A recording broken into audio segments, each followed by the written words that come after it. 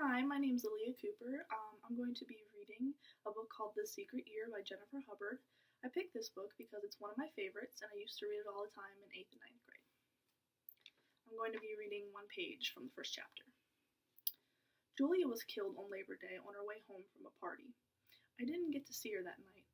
I used to meet her on Friday nights, but I was never invited to the parties that she was invited to. We'd meet on the banks of the river, clutch at each other in the back seat of her car, steamed up windows, and write messages and jokes to each other in the fog on the glass, and argue about whether to turn the AC on. Sometimes we swam in the river late at night, when the water was black and no one could see us. We did all that for a year, and nobody else knew. There were a couple of reasons we never told anybody about us.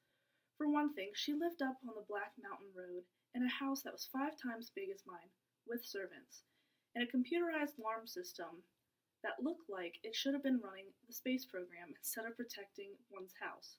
At my place, we just had a sign my father tacked up in our yard that said trespassers will be shot. We didn't have anything worth stealing anyways.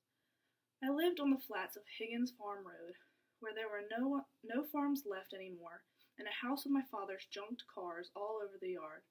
Every couple of years, the township gave my dad a ticket and tried to get him to clear out our property, but he basically told them to go to hell. When I was little, I liked to play in those cars. I used to imagine I could get them running again.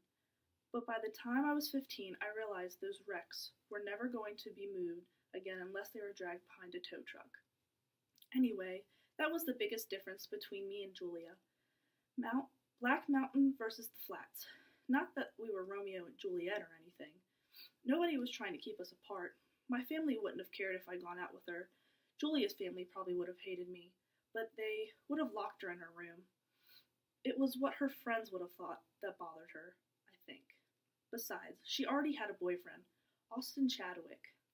His name always sounded fake to me, like the kind any actor would give himself. She was with him that last night.